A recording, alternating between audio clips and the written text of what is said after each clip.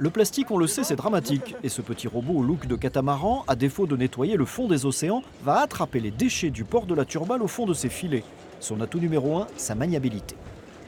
Donc on a une cartographie du port avec la position du robot dans le port et la possibilité de visualiser la caméra embarquée sur le robot pour pouvoir le piloter à distance, même quand il est entre les bateaux, quand il est hors vue. Et ça, c'est extrêmement important. Donc c'est un robot très compact, léger, il peut passer partout. Et c'est vrai que les déchets, quand ils sont dans les espaces portuaires, ils sont souvent entraînés par les vents et les courants, vont se retrouver toujours dans les recoins, contre les quais, entre les bateaux. Et l'utilité de ce type de système, c'est de pouvoir passer partout et ramasser ces déchets dans ces zones exiguës.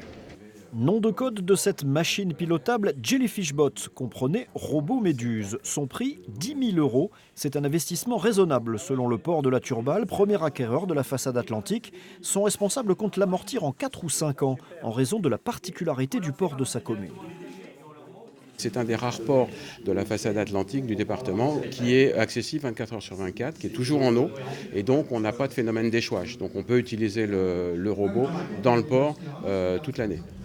Avec ses 20 kg et ses 6 heures d'autonomie, le robot Méduse peut également attraper des hydrocarbures grâce à des matériaux absorbants placés dans ses filets.